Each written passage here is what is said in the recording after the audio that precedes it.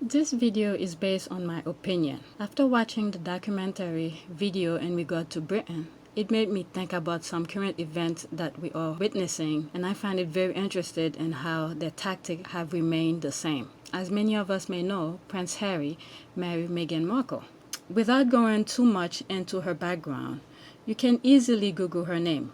Meghan Markle is an American actress who has a long history of doing important works around the world.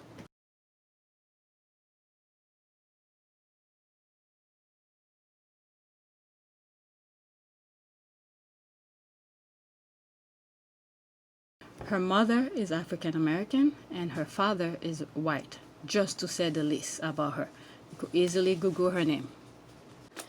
As soon as Miss Markle, who is now Prince Harry's wife, married into the royal family, negative stories have been published about her, even while she was pregnant. The press got so bad that both Prince Harry and his wife left the UK, first to Canada, then to the United States, which is where they are now residing. But now with a clearer perspective, the UK is my home and a place that I love. That will never change. I've grown up feeling supported from so many of you, and I watched as you welcomed Meghan with open arms, as you saw me find the love and happiness that I'd hoped for all my life. I also know that you've come to know me well enough over all these years to trust that the woman I chose as my wife upholds the same values as I do. And she does. And she's the same woman I fell in love with. We both do everything we can to fly the flag and carry out our roles for this country with pride. Once Meghan and I were married, we were excited, we were hopeful, and we were here to serve. For those reasons, it brings me great sadness that it has come to this. The decision that I have made for my wife and I to step back is not one I made lightly. It was so many months of talks after so many years of challenges. And I know I haven't always gotten it right, but as far as this goes, there really was no other option. What I want to make clear is we're not walking away, and we certainly aren't walking away from you. Our hope was to continue serving the Queen, the Commonwealth, and my military associations, but without public funding. Unfortunately, that wasn't possible. I've accepted this, knowing that it doesn't change who I am or how committed I am. But I hope that helps you understand what it had come to, that I would step my family back from all I have ever known, to take a step forward into what I hope can be a more peaceful life. I was born into this life, and it is a great honour to serve my country and the Queen. When I lost my mum 23 years ago, you took me under your wing. You looked out for me for so long, but the media is a powerful force.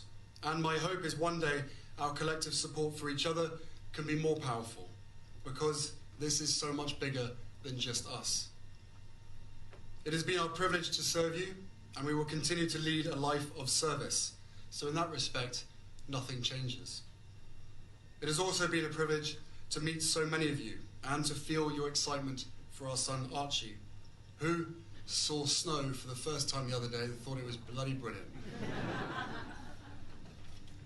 I will always have the utmost respect for my grandmother, my Commander-in-Chief, and I'm incredibly grateful to her and the rest of my family for the support they have shown Meghan and I over the last few months. I will continue to be the same man who holds his country dear and dedicates his life to supporting the causes, charities and military communities that are so important to me. Together, you have given me an education about living, and this role has taught me more about what is right and just than I could ever have imagined. We are taking a leap of faith, so thank you for giving me the courage to take this next step. One thing the UK is brilliant at is publishing lies. This technique I now know have been in practice since slave traders lost their battle to keep black people as slaves. I think around the 1800s. England in 1837 had enjoyed more than 200 years of prosperity and global power. That success had been fueled by the slave trade, but within 12 months, slavery would be abolished. A new monarch, Victoria, was crowned. This should have marked the end of the story of slavery. In fact, The Victorians replaced shackles of iron with the poison of racial prejudice. Came to find out, it's called Slavery Abolition Act in 1833. You could look that up. We have developed a kind of amnesia about history. It's an amnesia which you can understand. It's an amnesia that comes from a sense of guilt, a desire not to remember the past, because to remember the past is to remember a troubled and anxious and sometimes barbaric set of realities. To most Britons today, the Caribbean islands are just a holiday paradise. These islands hold the secrets of a forgotten history. Great houses stand empty, a mute testament to 400 years of British occupation. The graveyards of the Caribbean are a record of the personal history of a few. This is a history that takes some forgetting. It goes back to 1624, when Charles I gave Sir Thomas Warner this royal charter to colonize 4 Caribbean islands. The said Thomas Warner hath lately discovered 4 several islands in main ocean, toward the continent of America. The one called the Isle of St. Christopher, another the Isle of Nevis, another Barbados, and another the Isle of Montserrat, which said island are possessed and inhabited by savages and heathen people. So that's the beginning of colonization of the Caribbean. Warners are just one of many families who rose on the backs of slaves. At least a dozen still hold titles which were awarded or bought following their success in slavery. Baron Ashburton of the Barings banking dynasty inherited a slaving fortune, as did Viscount Cobham. Lord Liverpool is the descendant of slave owners, and the ancestors of Earl Harwood, the Queen's cousin, made the equivalent of £1 million from their slaveholdings. Most slave-owning families have long since lost all record of that past. They have erased the history of Britain's slave descendants. Having slaves was a very lucrative business, free labor and more. Following the abolition of slavery, many of Britain's prominent families set about burying their links with the slave trade. So even though slavery was abolished in England, but a lot of businessmen really needed the slaves for their own profit. The factories spreading across the land needed African palm oil as an essential lubricant. The oil was slave-produced. British financiers supplied credit illegally to Cuban and Brazilian slave traders. British merchants even accepted slaves as payment for goods. The government tried its best to stop them, but they always find a way to finance the slave trade in the Caribbean. And they even have their own mole within the government to sort of, keep them at bay or prevent laws from advancing to stop them. So this thing was pretty harsh.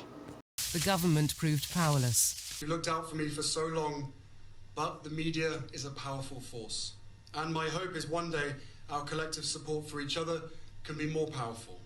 The government proved powerless. But the media is a powerful force. But the media is a powerful force. In 1841, Lord Brougham told Parliament that he greatly regretted that British capital and British subjects furnished the slaves for the mining companies of Cuba and Brazil. British companies consign goods which are only intended for the purchase of slaves. Vessels are being built in this country which from their structure and internal arrangements could leave no doubt that they were intended for the slave trade. I came to find out that once these slave traders lost their bid to obtain slaves, they start spreading lies about blacks. But the media is a powerful force. Newspaper or whatever form of communication they had back then, they use it to print false information about blacks. But the media is a powerful force. The change in attitudes was rooted in the battle for abolition. The popular abolitionist movement made slaves the object of public sympathy, but the pro-slavery campaigners struck back. But the media is a powerful force. Branding black people no better than animals. The slave traders lost the battle, but they started the first widespread campaign against black people in England. But the media is a powerful force. Which in turn changed the minds of some Brits who were against slavery. Smear campaign works for those who are on top. This is why they keep doing it. And this is the reason we overwhelmingly seeing false accusation about Meghan Markle. The only way for them to destroy Prince Harry's marriage was to build a false campaign against her. When Princess Diana's baby boy fell in love with a gorgeous American starlet, we all went, ah. Then things got even better. Prince Harry and Meghan Markle were married, and in doing so took on the role of Duke and Duchess of the world. Duke and Duchess of the world. But now something has happened. The couple appear to want a little privacy. Too much to ask? You bet. The public feel cheated, the tabloids have turned, and the blame game, much of it directed at Meghan, is fierce. But the media is a powerful force. It hasn't yet progressed to off with her head, but it's still a major headache for the royal family.